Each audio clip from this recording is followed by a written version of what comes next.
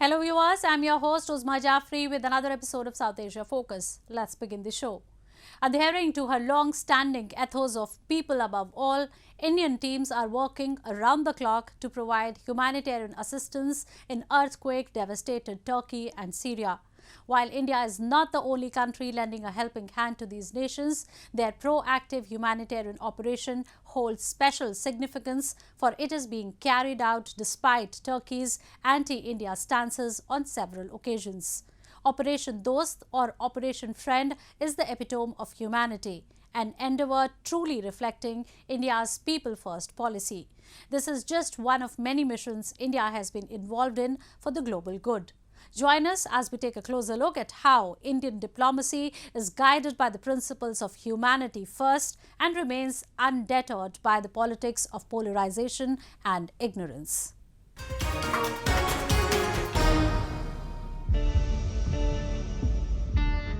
The Indian Air Force's C-17 Globemasters carrying ambulances, relief material, medicines, and other essentials were dispatched within hours that the catastrophic series of earthquakes wreaked havoc in the two neighboring nations of Turkey and Syria.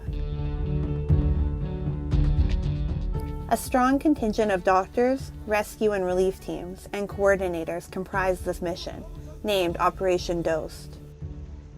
Indian Prime Minister Narendra Modi said India would provide all possible assistance to the affected countries. The Indian team has been working overtime since it landed on the ground and has saved many who were either grievously injured or trapped in the rubble.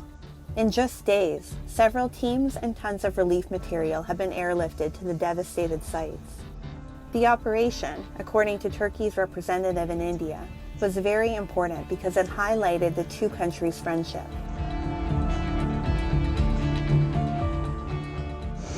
Operation Dost is a very important operation, and this is the operation of friendship, because Dost is a word in Hindi and Turkish which means friends, and this operation shows our friendship between India and Turkey, and friends always help each other. While the ambassador's statement was in line with the globally followed code of diplomatic courtesy, the ties between the two sides have been strained. Although the trade between the two countries has grown and expanded over time, this has not translated into a healthy political camaraderie. Turkey, despite knowledge of the history and politics surrounding Kashmir, has on several occasions gone against India and supported Pakistan, the haven and perpetuator of terrorism in the region. India, however, did not think even twice before sending teams of experts to the grieving nation. Given the nature of war and politics, countries often strike their challengers and enemies when they are at their weakest, but not India. India's ideals of Vasudhaiva Kutumbakam, the world is one family, are truly manifested in the policies and actions she has displayed while dealing with the world, including the current crisis. Locals in Turkey have heaped praise on Indian teams for being swift in their operations and for saving their lives. I hope that it won't again, and they will visit us in another matter, like for visiting, for fun. I mean, this is my expectation. That's why I call them Dost. Now, actually, Dost is just a friend, but I see them like brothers and sisters. Few countries practice what they preach, but India is someone who believes in action.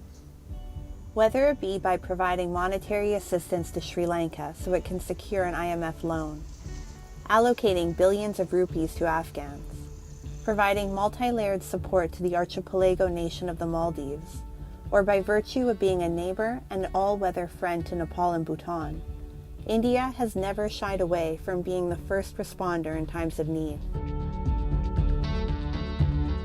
To the help of many friendly countries, things are improving. Among all, we are very happy to say that India, from the very moment, expressed the wish to be with Syria in this very hard time. India received unsolicited advice and criticism from some NATO nations for not towing their line with regards to the Russia-Ukraine conflict. These countries should take note of India's rapid and substantial relief efforts in Turkey and Syria. It is also important to remember that India did not engage in vaccine nationalism when some of the most developed countries stooped to the level of hoarding vaccines at the expense of the lives of others in underdeveloped parts of the world. India's diplomacy and decisions are never dictated by foreign pressures. She does what is in the larger interest of humanity. It is always the people who come first for India, not any form of politics. As Brand India approaches all of the world's challenges adhering to the motto of Vasudhaiva Kutumbakam, it is only humanity who will benefit. Moving on. In a massive shock to people's domestic budgets, the Sri Lankan government hiked electricity prices by 66% this week. The government said it was reluctant to take the call but had to do it in order to protect the long-term interests of the country. The global lender IMF has categorically asked Colombo to raise taxes, remove subsidies and ensure a debt restructuring system in order to ensure a $2.7 billion USD bailout plan. People, however, have raised strong objections to the government's call and said they were already reeling under unprecedented inflation and the electricity hike would only worsen the issue.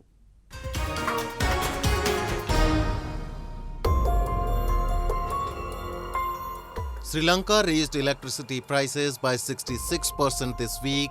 In a move the government hopes will persuade the International Monetary Fund to provide a bailout for its crisis-stricken economy. The increase announced by Power and Energy Minister Kanchana Wijesekhara comes after the government raised electricity prices by 75% last year and adds to the pain of Sri Lankans already struggling with inflation above 54% year-on-year in January and income taxes as high as 36%. ජනතාව මත පමණක් බර පටවලා මේ ක්‍රියාවලිය කරගෙන ආයුතුයි කියන එක නෙවෙයි රජයේ හෝ අපේ මතය වෙලා තියෙන්නේ. නමුත් විකල්ප පිළිබඳව අපි අධ්‍යයනය කිරීමෙන් පසුව අපිට අවසාන වශයෙන් ගත හැකි අවසන් විකල්ප තීන්දුව හැටියට තමයි මේ තීරණයට අපිට එළඹීමට අකමැත්තෙන් වුණත් අපිට සිද්ධ වෙලා තියෙන්නේ. The government has said the price increase would help the Power Ministry offset the gap caused by the cessation of government subsidies from January and also help better manage long-term fuel contracts. අපි ජනවාරි 1 වෙනිදා ඉඳලා අපි එකඟතාවයන් පළ කරලා තියෙනවා ජාත්‍යන්තර මූල්‍ය අරමුදලේ පහසුකම් ලබා ගැනීමට නම් අපි අපේ කිසිම රාජ්‍ය ආයතනයකට අමතර මුදල් ආයෝජනය කළ නොහැකි ලබා දිය නොහැකි කියන එක. ඒ අනුව අපිට විදුලි බල මණ්ඩලයටත් ලංකා khaniජ තෙල් සංස්ථාවටත් මේ වන විට කිසිම මුදලක් ලැබෙන්නේ නැහැ මහා භාණ්ඩාගාරයේ හෝ මහා බැංකුවෙන් කවදාකවත් එහෙම රුපියල් හෝ ලබා දීම නෙවෙයි ඔවුන්ගේ තියෙන නියාමන කටයුත්තක්. නමුත් ඒක ලබා ගන්න පුළුවන් කමක් නැහැ. Sri Lankans, especially those who are at the bottom rung of the economic ladder, have expressed deep concerns over the hike. They said they would not be able to pay these charges as their income levels had already plummeted and a tariff hike in electricity would further exacerbate their problems. They even said that they were bearing the brunt of the government's mismanagement and its imprudent policies.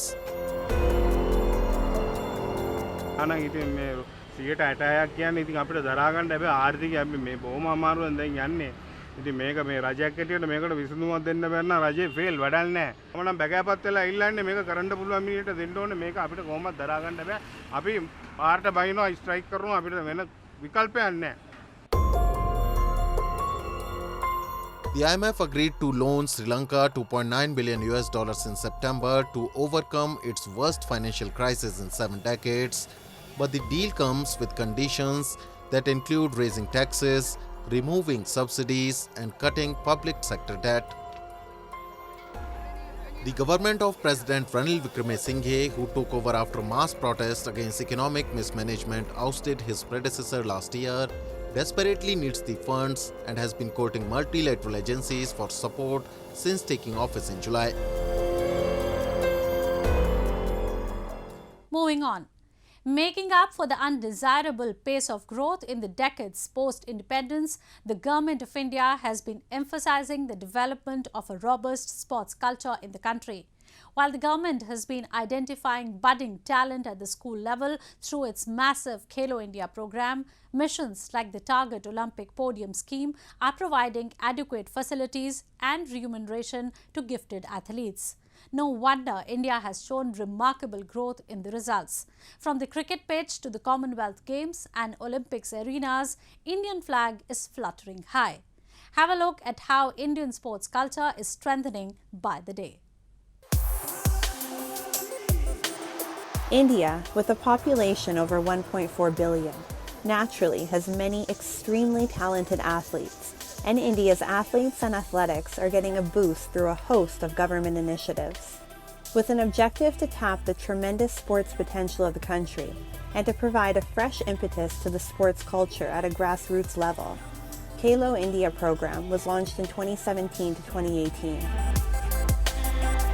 The National Winter Games under the banner Khelo India were recently organized in Kashmir's Gulmarg, in which over 1,500 athletes from 29 states participated in 11 sports events. ये हर साल हज़ारों खिलाड़ियों को यहाँ पर आने का अवसर मिलता है और अपनी प्रतिभा को, अपने टैलेंट को दिखाने का अवसर मिलता है। ये जहाँ एक और कंपटीशन है, हमें टैलेंट हंट करने का अवसर मिलता है। फिर इनमें से कई खिलाड़ियों को टॉप स्कीम में, कईयों को खेलो इंडिया एक्रेडिटेड एकेडमीज वाली स्कीम में हम लोग इन्वॉल्व करते हैं। To provide better facilities to players and to nurture the budding talent into real medal prospects, India has been working on policies that can deliver results. From providing state-of-the-art sports infrastructure to raising remuneration for athletes, the government has endeavored to check all boxes that can lead to a healthy sports environment in the country. The Target Olympic Podium Scheme, or TOPS, was launched to offer financial assistance to athletes as they set out in pursuit of medals at the Olympics and other international sporting events. TOPS, along with Mission Olympic Cell, MOC, work together to support gifted athletes. मेरा judo career Sai से शुरू होके और अभी तक साई की support मिला है मुझे हर जगह, बाहर ट्रेनिंग जाने में और कंपटीशन वगैरह जाने में, और सब साई का ही, मैं स्टार्टिंग से अभी तक मैं साई का ही सब सपोर्ट साई से मिला है। टॉप्स ने वो सुविधाएं हमें प्राप्त करवाई जो कि पहले हमने कभी भी देखी नहीं थी, जिसमें कि वो मंथली 50,000 रुपीज़ हमारे अकाउंट में ट्रांसफ़र करते थे, और टाइम टू टाइम उनकी जो टीम है वो हमसे कोऑर्डिनेट करती रहती थी, कांटेक्ट करती रहती थी कि किसी अगर सामान की ज़रूरत है तो हमें समय से बताइए, सो दैट आपका वो हम फाइल तैयार करें और सैंक्शन करवा करके आपके पास में जल्दी से जल्दी पहुंचाएं। This year's budget outlay for the Ministry of Youth Affairs and Sports has been increased by 11% as compared with financial year 2022 to 2023. 415 million USD, the highest ever allotment, has been allocated to the ministry. The government's consistent efforts have already delivered results. India is gradually heading towards becoming a standout performer on the global stage. India clinched 61 medals at the 2022 Commonwealth Games, including 22 golds, 16 silvers, and 23 bronze medals. India is already a force to be reckoned with as far as the sport of cricket is concerned. Despite being run by a non-government entity, the Board of Control for Cricket in India, cricketers have been winning honours for the country for the past 4 decades. Indian cricket recently added another sports accomplishment to India's sports resume by winning the inaugural Under-19 Women's T20 World Cup. Along with mainstream sports, India is also promoting indigenous sports including Malakam, Kalari Payattu, Gatka, Tongta, Yogasana, and Salambang. Some of these sports were featured in the Khelo India Youth Games held in Madhya Pradesh.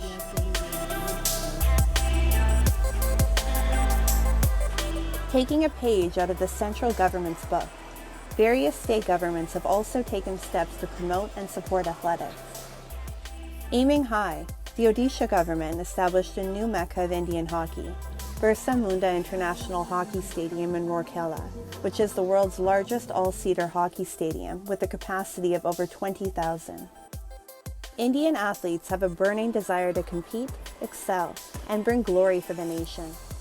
The government's push will allow Indian athletes to excel at global competitions and further promote Brand India to the world.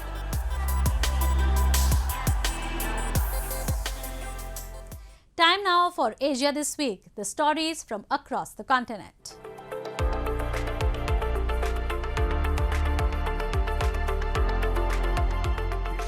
Israel passed a law this week that would allow authorities to strip people who have been jailed of citizenship or residency if they receive Palestinian funds for actions deemed as terrorism, as rising violence has stoked fears of escalation. Israel calls stipends for militants and their families a pay-for-slay policy that encourages violence. Palestinians hail the prisoners as heroes in a struggle against decades of occupation and deserving of support. Following months of deadly Israeli raids against militants in West Bank and fatal Palestinian street attacks on Israelis, the law passed by 94 votes to 10 by coalition of Prime Minister Benjamin Netanyahu and many opposition lawmakers in a rare moment of political unity. Under the new law, Palestinians from East Jerusalem who directly or through their families receive stipends from the Palestinian Authority after having been jailed in Israel for security offenses can be deported to the Palestinian territories.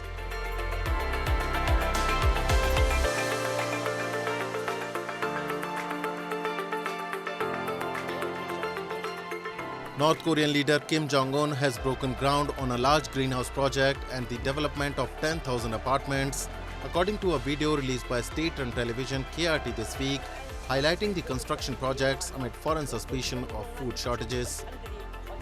The North state-run KCNA news agency in its report cited an official who said the greenhouse construction would be a model for overcoming present difficulties. Neighboring South Korea said a food crisis appeared to be worsening in the north, and the South's Dong-A Ibo newspaper reported that North Korea had cut rations to soldiers for the first time in more than 2 decades. North Korea has not confirmed any food shortages, but its ruling party has scheduled a meeting for late February for what state media said was the very important and urgent task to establish the correct strategy for the development of agriculture.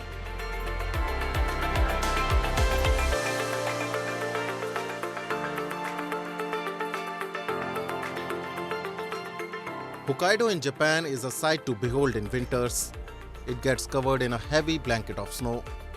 Despite heavy snowfall, ANA or All Nippon Airways make sure that flights are not delayed. Tourism is slowly reviving in Japan.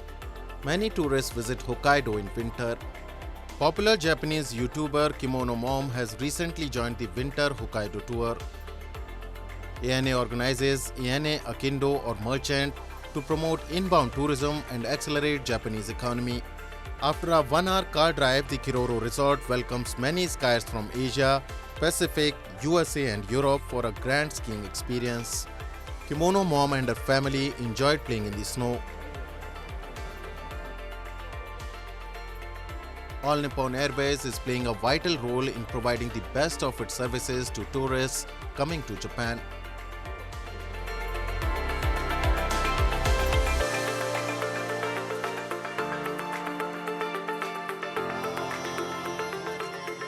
Setsubun in Japanese means change of season from winter to spring, and to mark the occasion, an event named Setsubun was recently held at Zojo Temple in Tokyo. Participants shouted, "Ogre is going outside and happiness comes to us." They threw roasted soybeans. Its performance is believed to exterminate ogre. 鬼は外、そして福は内。鬼というのは悪いものの象徴でございまして、ただそれが何かというと自分の中にある悪い気持ち、それを外に出すというのが鬼は外。そして福は内は幸福の幸せを、福を自分の中に取り入れるという気持ちを込めての豆まきです。At Zojo Temple, kindergartners are invited to the event every year. Children have a good time throwing beans to ogre. The bean throwers are people born in the same year as this year's Chinese zodiac, public entertainer and sumo wrestlers. In addition, they throw snacks, rice cakes and lucky lotteries at the event. Many people gather to pick it up. The traditional Japanese event Setsubun is all about wishing for peace and happiness in the lives of people.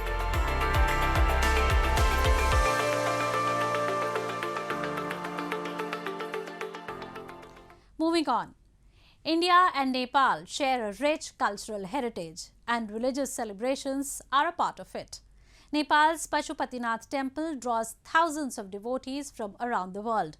The atmosphere around the temple becomes even more pious and vibrant in the run-up to the grandeur of Mahashivratri festival, the festival for the Hindu god of destruction, Lord Shiva. This year too, the temple welcomed thousands of them from different corners of the world, primarily from India and Nepal. Let's have a closer look. Pashupatinath temple, located in the Himalayan Nepal's capital Kathmandu, is a highly revered Hindu pilgrimage site. A number of small pagoda-type temples confining the Hindu heritage of Pashupatinath also draw tourists and devotees from around the world.